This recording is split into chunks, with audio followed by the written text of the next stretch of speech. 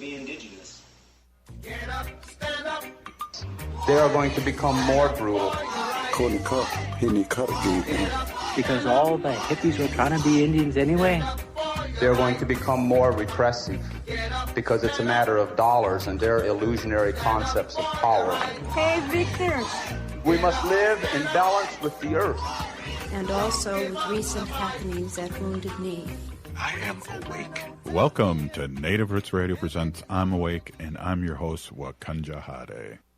Hey, Kadagi to all my friends and relatives in four directions. You are listening to Native Roots Radio presents I'm Awake, and I'm your host, Robert Pilot. Hey, we discuss local, national, Native news and events, and as you know, Chujunk, Native issues are human issues, and human issues are Native issues.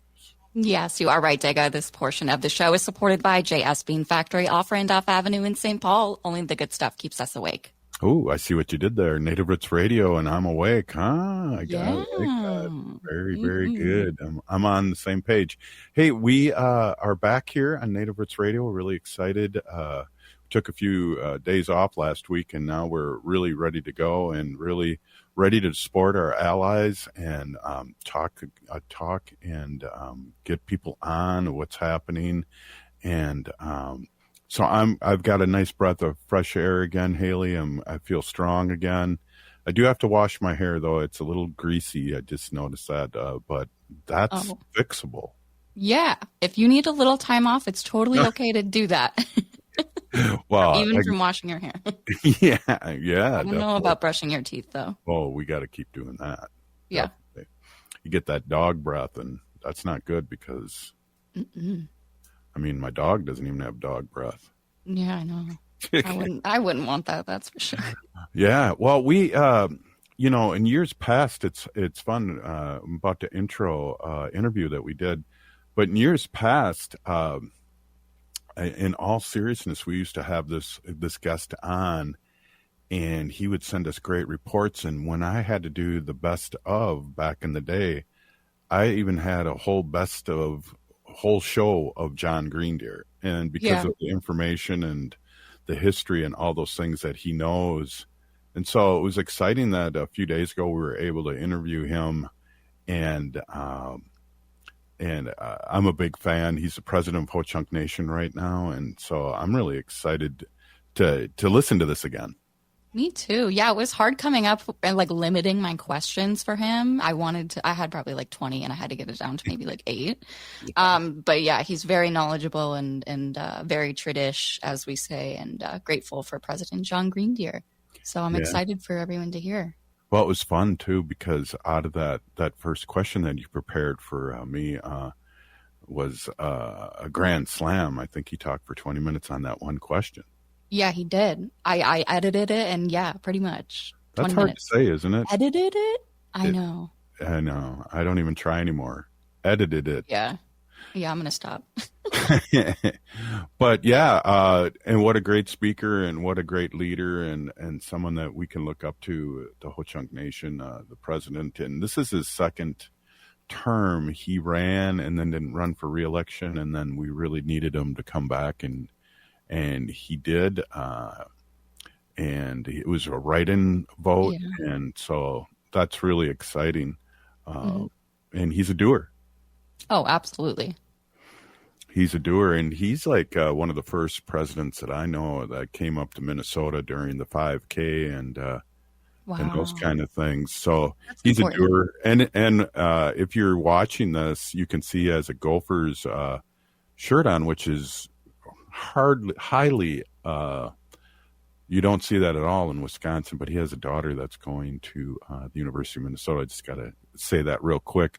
But why don't we, Haley, take a listen to this great interview with your help, and what a great guest. We are really excited. Jon, can you hear us? I can. Right on. Big Pinagigi president, and I'm really excited to have you on. I know years ago when Native Roots Radio started, you were a regular on there and had such great segments. And I know in years past we've had the best of Jon Greendeers on hour long of the president of, at the time, former president of Ho Chunk Nation, but again, president of Ho Chunk Nation, and really excited to have you on.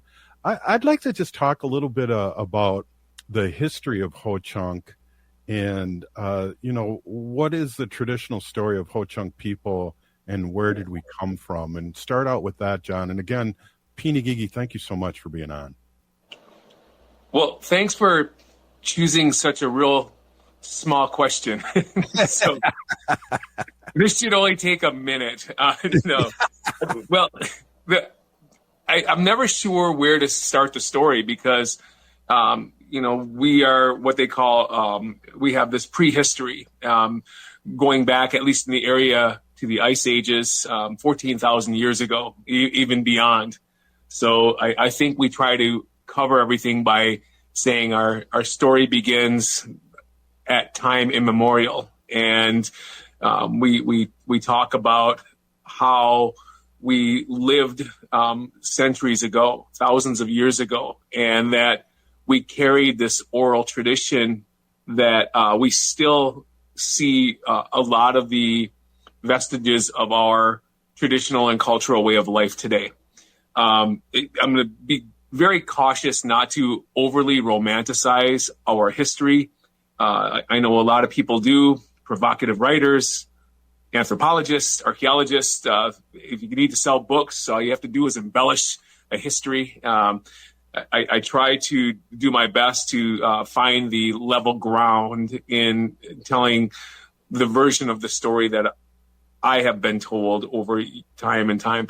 And it's also important to know that a lot of people may have heard things a little bit differently along the way. And when we talk about oral tradition, first of all, we're talking about a history that is not as objective as we'd like to believe, what maybe our Western education model has kind of forced us to believe what is right, wrong, true, false, A, B, yes, no, up, down, left, right. And so our history, at least the way we tell it, isn't like that. It's almost like it's been told to us and we respect that. And I always give the example when we go out and see a movie and try to describe that movie, no one who's seen that movie is going to describe that the same way. And it's okay. It's okay to tell that story from your perspective or from how you heard or remember things. It's when we start to memorialize our history into books and, tape and all these studies, academic studies, that we start to anchor that into a thought and start to compare everything we hear to that. So, and then the other portion of this, and I kind of touched on a little bit in terms of embellishing, our history, one of the elements that people like to use in, especially from post-colonial times, is white saviorism. And that means that telling our story from the perspective of someone who honestly and genuinely believes that they were a part of our survival. They talk about indigenous communities as they survived by doing this. And we didn't survive. We've lived for thousands of years. We've actually helped colonists, to survive themselves who weren't equipped to do so. So we, at least as far as our Ho Chunk people go, we never owned the land. We had territory that we protected so that we could continue to farm and to hunt, to gather. This land is said to have gone from our place of origin in Green Bay all the way to the cities and the neutral territory down to St. Louis, up to Chicago, and then Wisconsin's beautiful East Coast. And versions of the story will have you outside of that. But our story begins in Mogoshuch, or the Red Banks area, which is Green Bay, our sacred land, and probably the reasons why the Packers are the best team in the NFL. Sorry, Wakanjahati. You got a nice shirt on there, Mr. President. I just want to. Yeah, I gotta go for it now. So Gophers. Hey, that's right. Proud of her too. We'll be right back. You're listening to Native Roots Radio. Stay with us. We are your relatives. We are your relations. Brothers, sisters, sons, daughters. And some of us are your grandchildren. We are your community. Historically, we held places of honor and respect. Because of the impact of colonization, some of us are rejected, thrown out from family, friends, and community, set up as targets for sexual violence, sex trafficked, humiliated, tortured, and murdered. Everybody has the right to be safe. We are your relatives. Remember, homophobia is not traditional. Sponsored by the Minnesota Indian Women's Sexual Assault Coalition. The city of Minneapolis is now on Native Roots Radio with Minneapolis AIR. AIR stands for American Indian Relations. Guest host Christine McDonald talks to people about important things affecting the city's Native communities. Minneapolis AIR dives into topics like public safety, public health, elections, and so much more. Tune in to Minneapolis AIR on Native Roots Radio from 5 to 6 p.m. on the second Wednesday of every month, right here on AM 950. Getting bus and train information in your language just got easier. Customers who call Metro Transit at 612-373-3333, again 612-373-3333, are able to select language options at the start of the call. To access information in Spanish, select option 2. For more information about other transit information tools, visit metrotransit.org/Spanish. That's metrotransit.org/Spanish. Would you let animals pick your insurance? Do you really need to experience mayhem to get the best rates? Or how about a celebrity quarterback or fake university saving you money? There's a lot of marketing stunts when it comes to insurance, but what you really need is someone looking out for you. Call Array Insurance, and they will work hard to find you the best insurance coverage and rates. So avoid gimmicks and call Cheryl at Array, 763-504-3067. or arrayinsurance.com. Array Insurance, working hard for you.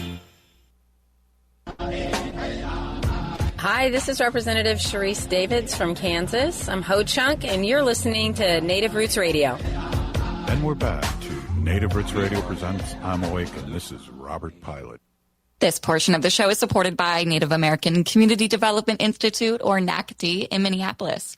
We're back now with more from President Jon Greendeer of the Ho-Chunk Nation. You know, in terms of that, I try not to jump into the indoctrinated idea that we had survived.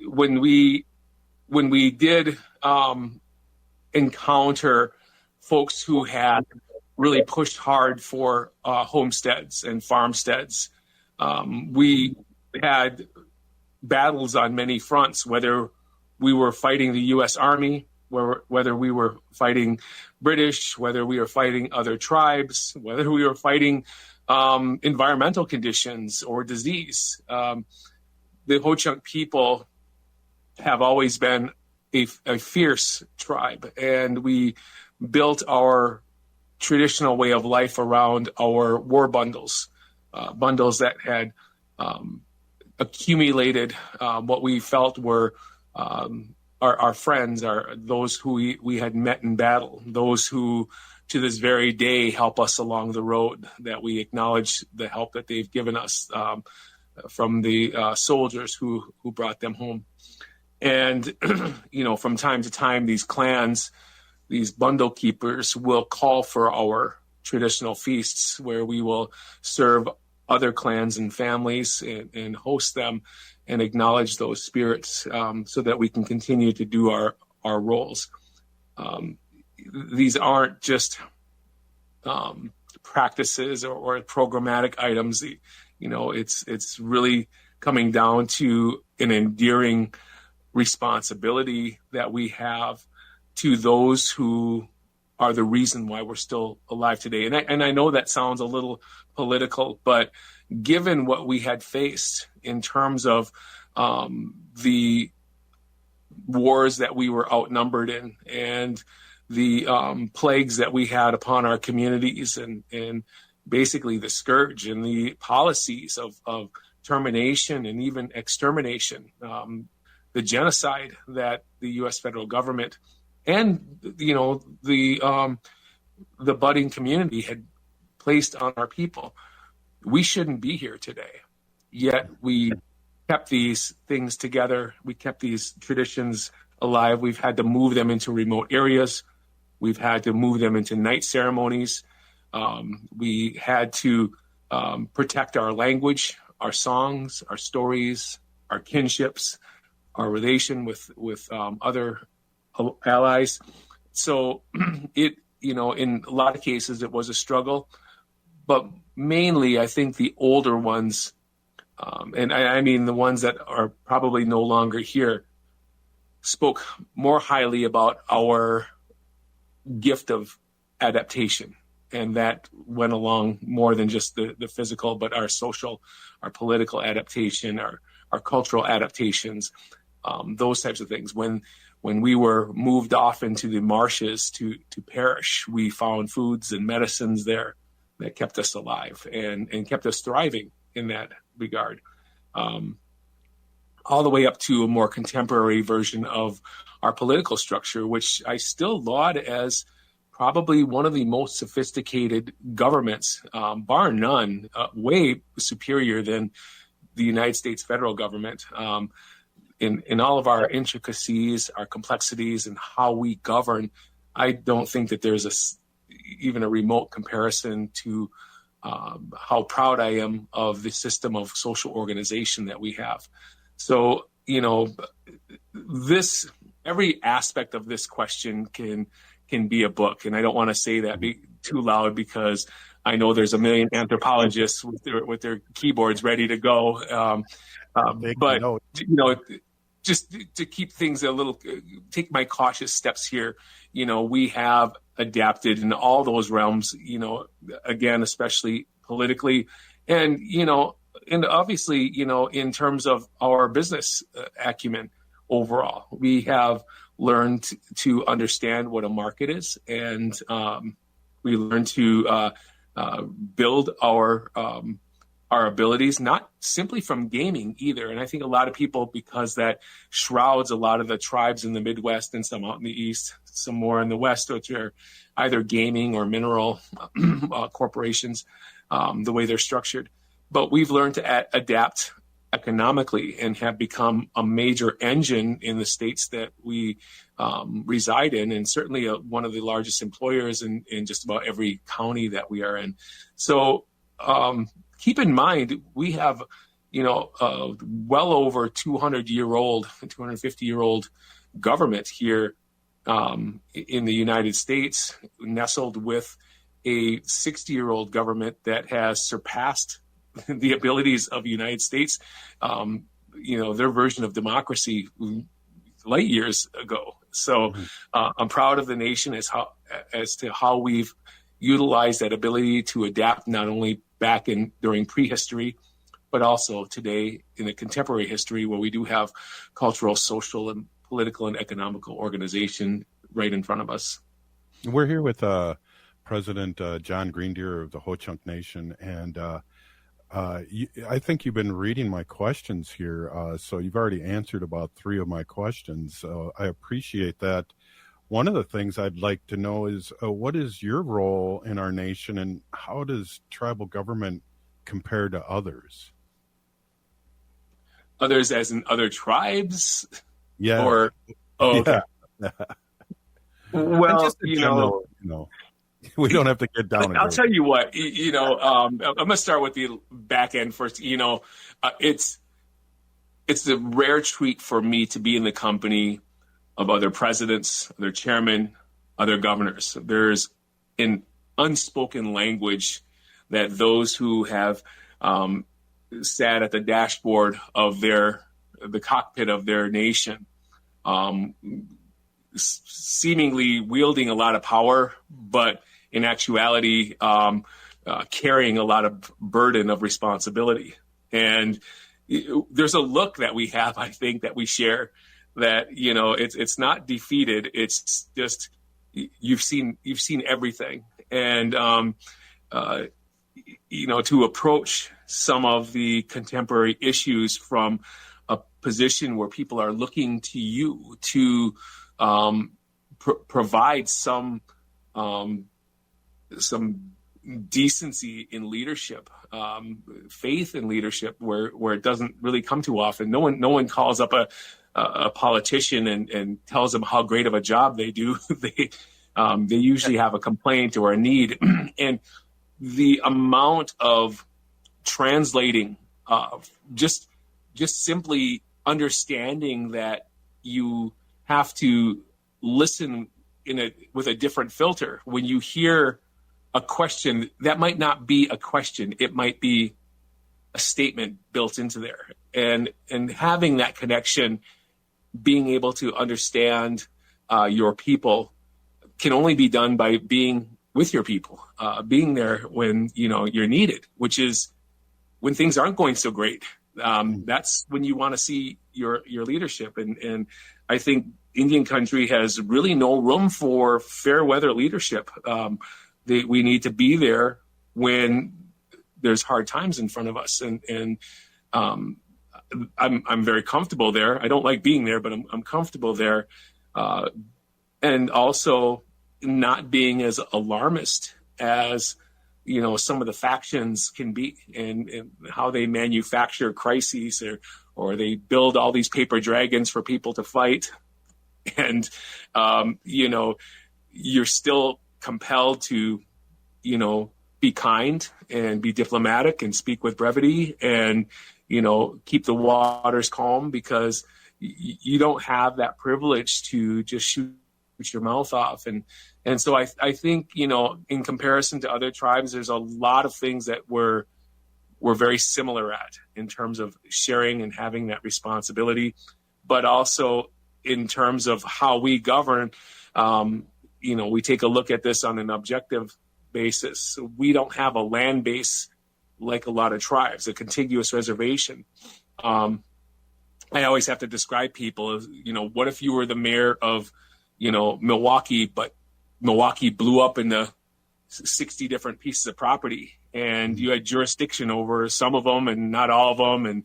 And you try to do something nice and build a basketball court in one area, and then you got 4 other areas upset you didn't build it over there. Ho-Chunk has a lot of issues in terms of providing equitable service model, not an equal, but an equitable service model for folks. And when times get lean and there's a need out there, for example, childcare, we build one childcare facility, and all of a sudden communities are like, where's ours? Where's ours? Where's ours?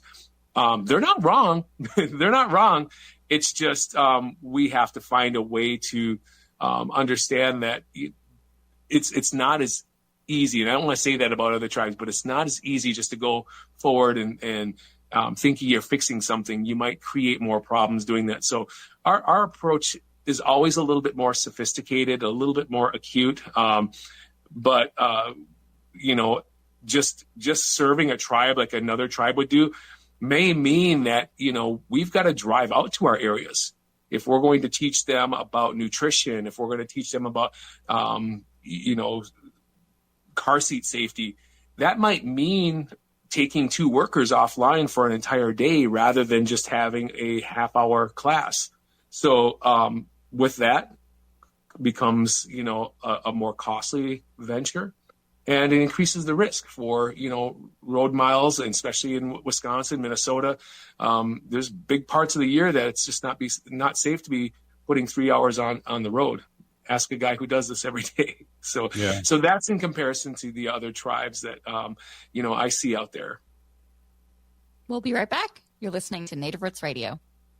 Minnesota has the only original wolf population in the continental United States. And 80% of Minnesotans believe the wolf should be protected. Howling for Wolves is asking Minnesotans to respect our true wildlife manager, the wolf. Their survival is critical to our ecosystems, our communities, and even our economy. As highly intelligent animals with strong social bonds, Minnesota wolves deserve to be protected and admired. Learn more at howlingforwolves.org. Let's live and let howl. J&S Bean Factory is a native-owned, community-supported, cozy, artsy coffee shop which offers roasted on-site beans, live music, and baked goods. Relax in the beautiful outside patio. City Pages writes, voted top 10 coffee shops. Tucked into a quiet corner of St. Paul's Highland Park neighborhood, this coffee shop roasts beans on site from the best coffee growing countries in the world. Located at 1518 Randolph Avenue, St. Paul. The good stuff. Thinking about college? Consider checking out Minnesota Private Colleges. These 18 nonprofit institutions keep the focus on students with small classes and professors who will get to know you. You'll find students from all backgrounds, and no two colleges are alike. And when it comes to cost, they're more affordable than you think. Find the college that's right for you at mnprivatecolleges.org/possible. That's mnprivatecolleges.org/possible. It's okay to talk about mental health. It's okay to struggle. And it's okay to ask for help. It's important that we support one another and work together to end the stigma so that we can start to tell a different story about mental health and well-being in our community.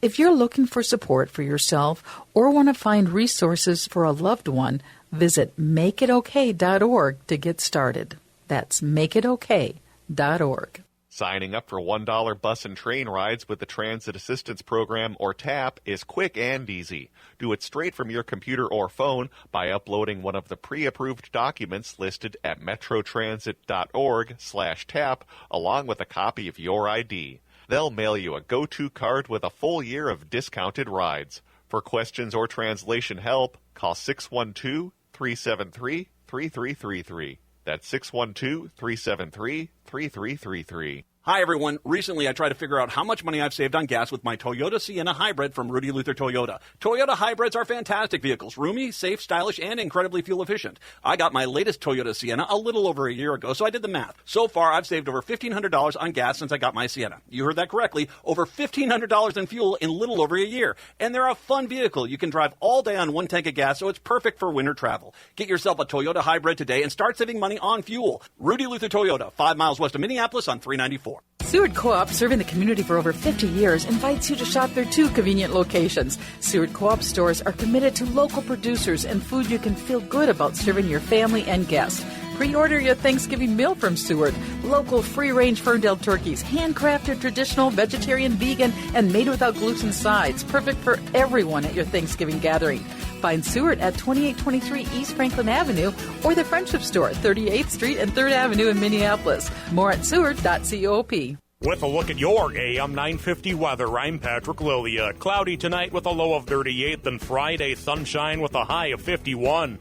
Tomorrow night at the Fillmore, Zachariah Porter's Strip Mall Teaser Tour brings laughs, wigs, and over-the-top stories you won't forget. It's all the drama of a strip mall Saturday wrapped into one hysterical night. Get your tickets now at Ticketmaster.com. I'm Lieutenant Governor Peggy Flanagan, and you are listening to Native Roots Radio. Welcome back to Native Roots Radio presents I'm Awake, and this is Robert Pilot. This portion of the show is supported by Native American Community Clinic on Franklin Avenue in Minneapolis, honoring health and tradition. We're back now with more from the Ho-Chunk president, Jon Greendeer. You know, I really have learned a lot, and I don't really talk much about this, that I'm a representative of District 4, but I've learned so much. And one of the amazing things is we have a court system, but we also have a traditional court system. And how do those two play, John, in decision-making and just having the nation move forward on things? Very good question. I might not have all the answers to this because there are what scholars would call a lot of gray matter in how laws or cases in controversy are decided. There might be some deference to the traditional court for some items. We always have to remember that, constitutionally, our general counsel has the ability to turn over really any decision of the court, of the legislature, of the executive. We derive our powers from that. So I would say that they're probably the supreme law of the land. But when we have issues come up that, may not be articulated in legislative or statutes or in court or case law, things that kind of you want to be on a foundation to do something that is culturally appropriate first. And there are a lot of things that, could fall to question.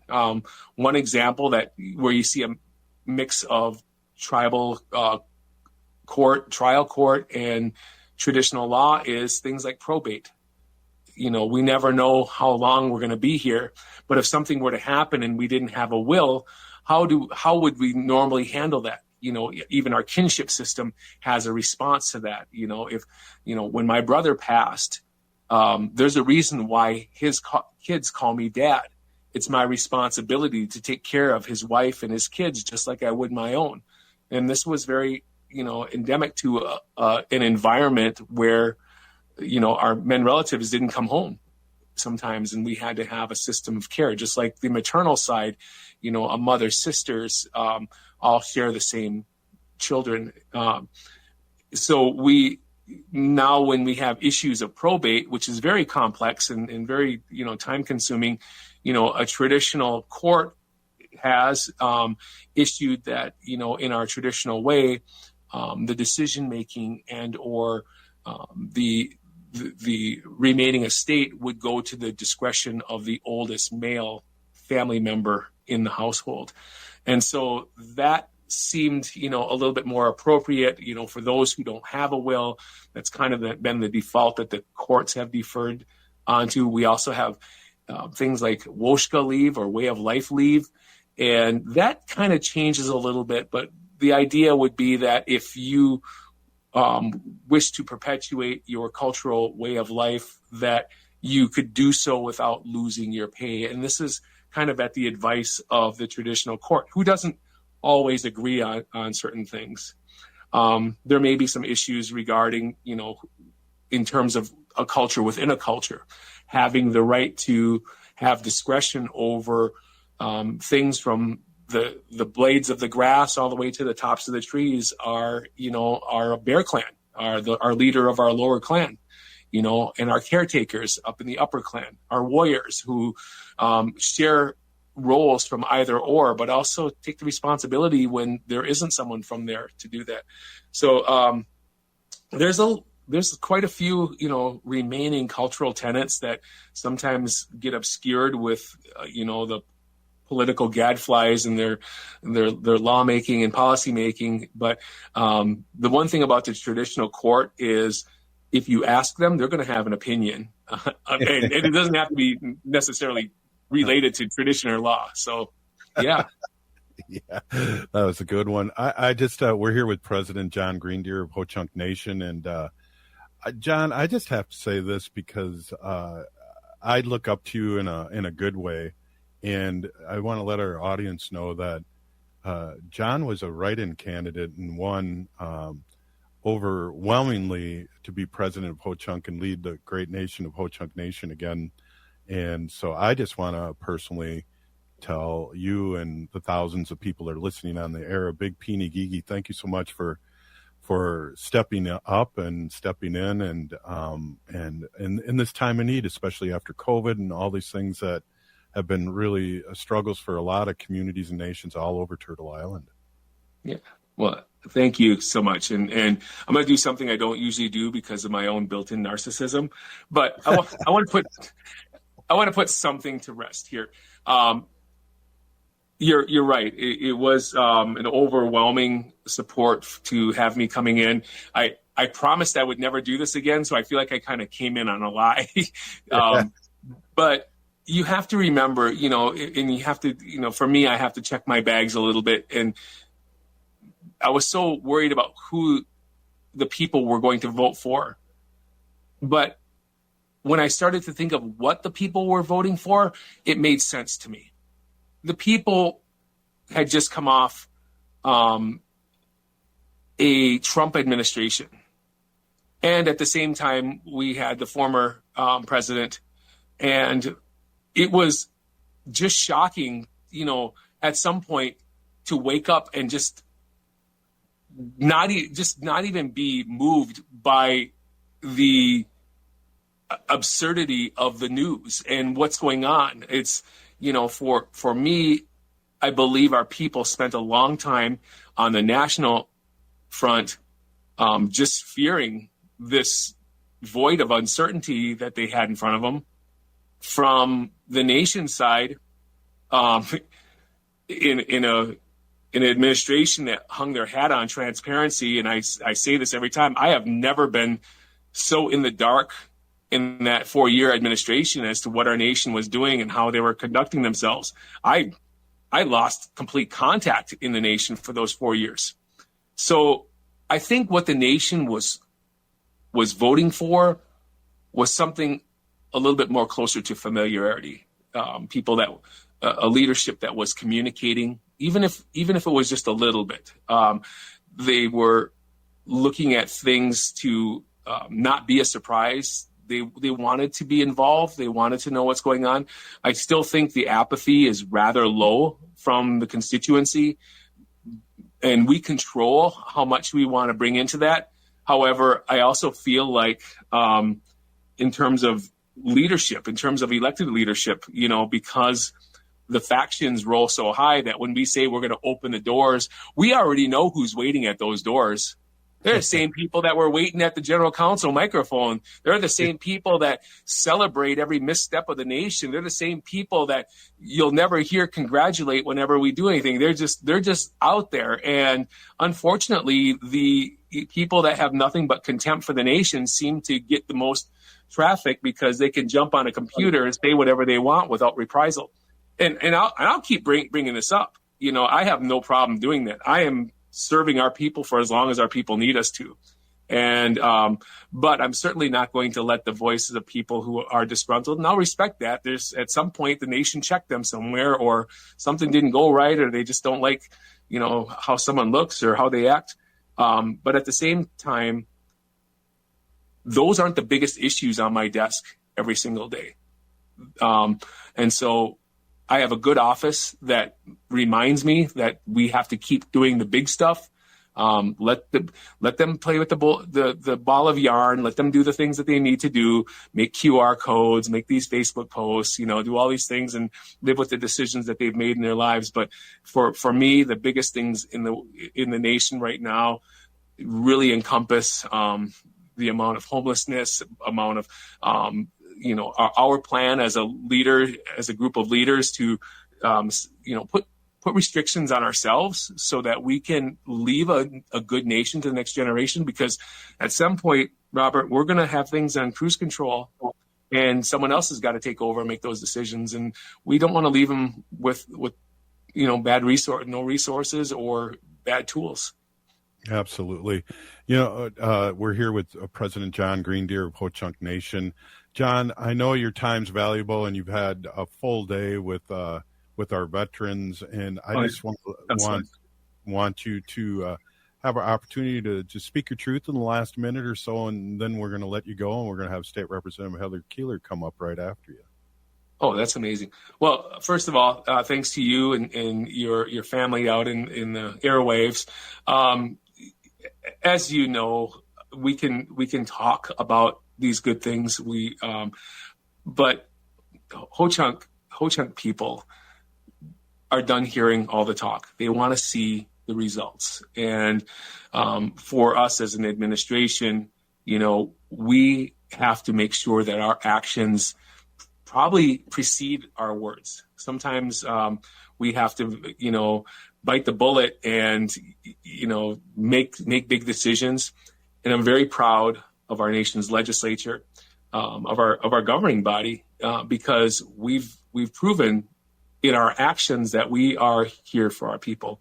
And I don't walk into this job saying I didn't want to do this. When I decided I was going to run for this seat, that I'm all in. And I'm excited about the things that we have coming down the line. We've learned how to disagree really well and still be progressive. As a matter of fact, some of our darkest days that we talk about in our nation's young government, where we were battling each other, we were still building we were still building empires. The things that they built during their hardest times are the things that we benefit from today. Mm-hmm. We also had, high unemployment and, a lot of health concerns. Our ACEs scores in general were very high, but yet we did the most. So we can't use a lot of things as an impediment. And I think right now we are going to probably be, by the time we get done, we better be the most progressive nation, and we better be out in front of all these nations in the what's now the United States, because that's where they had us a long time ago, and they deserve to see our best. So again, thank you for having me on the show. I'm really excited to see what the next big steps that we have in front of us are going to be. So again, Big Peeny, thank you so much, John. Great leader, and I consider you a friend, and thank you again for coming on. All right, thank you, folks. Take care. Right on. You're listening to Native Roots Radio. We'll be right back after this short break. Programming on Native Roots Radio is supported in part by MNsure. Looking for health insurance, but not sure where to start? MNsure has you covered. You can find discounts, compare private health plans, and see if you qualify for free or low-cost insurance. Plus, get help from an expert so you save on the coverage you need. Enroll online by December 18th for coverage starting January 1st. Get started today at mnsure.org. That's mnsure.org. Step into the world of movement and native culture at Nimiwin, now showing at All My Relations Arts. Nimiwin is translated as Everyone Dance. This moving multimedia exhibition, curated by Josie Hoffman, delves into the connection between movement and identity, drawing inspiration from dance and powwow traditions. It showcases the work of indigenous artists from Minnesota, emphasizing the fluidity of movement in our bodies, land, and community. Witness Nimiwin and its powerful expression on indigenous art. On display now through January 18th at All My Relations Arts in Minneapolis. J&S Bean Factory is a native-owned, community-supported, cozy, artsy coffee shop which offers roasted on-site beans, live music, and baked goods. Relax in the beautiful outside patio. City Pages writes, voted top 10 coffee shops. Tucked into a quiet corner of St. Paul's Highland Park neighborhood, this coffee shop roasts beans on-site from the best coffee-growing countries in the world. Located at 1518 Randolph Avenue, St. Paul. The good stuff. The city of Minneapolis is now on Native Roots Radio with Minneapolis AIR. AIR stands for American Indian Relations. Guest host Christine McDonald talks to people about important things affecting the city's Native communities. Minneapolis AIR dives into topics like public safety, public health, elections, and so much more. Tune in to Minneapolis AIR on Native Roots Radio from 5 to 6 p.m. on the second Wednesday of every month, right here on AM 950. Hi, I'm Jane Fonda, and you're listening to Native Roots Radio. And we're back to Native Roots Radio presents I'm Awake, and this is Robert Pilot. This portion of the show is supported by Howling for Wolves, protecting wolves for future generations. Howl! And here's Wendy with the new Sacred Animals. Thank you, Robert. Thank you, Haley. Hey, everybody. My name is Hanajihihani. That means cares for them. I was given that name by my Dega Curtis. Curtis goes by Mashke Hanajinga, which means walks on white clouds. I'm a humane policy volunteer leader for the Humane Society of the United States, and I work on animal issues at the local and state level. It's always my pleasure to do that. Today I'm going to be talking about declawing your cat. So a lot of people want to declaw their cats. I mean, cats can be destructive. There's a rescue organization in Minnesota, up north in Princeton, Minnesota, called Rough Start Rescue.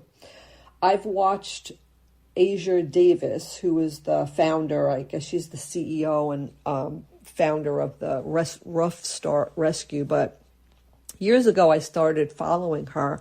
And it's really gone from this small little teeny rescue organization to something really, really special. I mean, she does such good work for the animals here in Minnesota. She has, transports going, dogs coming and going from all over the United States, getting them the help that they need, rescuing them, setting up fosters. So if you're interested in fostering or helping, it's called Rough Start, RUFF, Rough Start Rescue in Princeton, Minnesota. Check it out. And she posts, she's also on like the local news. They'll have her showing pets on the news, our local news stations, which dogs are up for adoption, how you could help. So it's really great. She does great work. So if you're listening at Azure, it's Azure, Azure Davis. So she posts, this is what she posts. We often get requests for declawed cats. But did you know declawing is actually harmful? It is not just a nail trim. It's a painful procedure that removes part of their toes, impacting their balance and behavior. Cats rely on their claws for climbing, stretching, and self-defense. Instead of declawing, consider alternatives like regular nail trimming, scratching posts, or soft nail caps. There is also 2 states in the country where it is illegal to declaw a cat. The first state to ban this practice was New York, and New York passed a comprehensive ban on this procedure in 2019. The second state was Maryland, which passed a similar ban in 2022. And she has a little poster here that tells about the dangers of declawing your cat. So you want your cat to have physical and muscular health, emotional well-being, olfactory communication, and they use the cats for self-defense and confidence. 50% of declawed cats develop acute physical complications. 30% of declawed cats develop at least one behavioral problem. Declawing can produce chronic pain, arthritis and lameness, nerve tissue damage, gangrene, abscesses, paw pad atrophy, bone regrowth, osteomyelitis, litter box issues, and increased aggression. There's also one of the incentives that we've been working on in Minnesota, the Humane Society of the United States, is that there's a lot of landlords out there that one of the stipulations in the lease agreement is, yes, you can have a cat, but it has to be declawed. You could have a dog here, but it has to be debarked. So those are 2 things that I have worked on in Minnesota to stop that. The reason is, and we talk to people about, a landlord wants a declawed cat, but here's the thing: the declawed cat is going to have behavioral problems. If they don't want to scratch in the litter box, they're going to go elsewhere in the apartment, right? And they're going to be more aggressive. They're going to pee where they're not supposed to pee if this happens to them, and it causes more damage than if you had a cat with claws. I mean, the cat with claws is only going to really scratch your own furniture. It's not going to, scratch the walls in your apartment, I guess, unless you have like a mountain lion or something. But yeah. So there's a funny story I want to tell you guys. I've never told this story on the air, and I only tell a few people this because it's a little embarrassing, but here goes. So Robert and I always had cats in our house, and some of them were a little bit destructive, and they would claw the furniture. I was never. My philosophy is, if you're going to have dogs and cats and animals in your house isn't going to be perfect. It's not. It's just, don't strive for a perfection. I mean, that goes for kids too, right? If you want to have kids, you're not going to have a perfect house. They're messy. Animals are messy. Pets are messy, and that goes with the territory. So for me, I'm not really strict about that. And I did have a couple of cats who really honestly destroyed a chair that we had in the living room. It was a very nice lazy boy, kind of a fancy recliner. And these cats like really scratched the sides of this chair. And I don't know. I could have did better about training them not to, but whatever. It's fine. And our little Chihuahua dog, Pancho, he would jump up on the chair, and then every day he would like dig a little in the cushion, and finally he made like a perfect little round circle, a hole in the chair that he could fit his body in, and that's where he would sleep. But really, this chair was totally ruined, and when it was time, it was like, okay, we have to throw this chair out. This is really bad. But I said to Robert, I don't want you to bring it outside. Honestly, I don't want anyone to know we had this chair in our house. It's like really embarrassing. So what Robert did was he took the chair out and he brought it in the garage, and he chopped it up in little pieces with a saw, and he threw it out like a little bit at a time. And that's how we got rid of this chair, and none of our neighbors knew that we had this really beat up chair in our house. But, I've tried like putting tinfoil around the chairs. That works really good to deter the cat. And then finally the cat learns like, okay, this is not where I should be scratching. Definitely get a scratching post. Have something that they can climb on in your house. Cats need to climb, they need to scratch, they need to do all that stuff. Robert and I over the years have adopted older cats where we would get the cat, and it was a little nerve-wracking. It's like, why is this cat in the shelter? What's wrong with it? And we ended up having like these great cats, and we would look at each other and be like, why is this cat in the shelter? This cat is like a fantastic, wonderful animal. So thank you, Azure, for giving us updates about things that are happening. Again, it's Rough Start Rescue in Princeton, Minnesota. Azure does great work. Sometimes she even has like an online wish list of things that she needs for the shelter. And, sometimes I'll just go on and pick a few items that's on the list and have it sent. It's a constant battle. We always talk about how many cats and dogs are homeless here in the United States, and we always encourage, please adopt and do not shop. So with that, back to you, Robert. Back to you, Haley. Thanks, Wendy. You are listening to Native Roots Radio. If you have been listening to the show, you are part of our resistance. We need to resist, divest, join a group, run for office, vote, and free Leonard Peltier now. We'll be back tomorrow.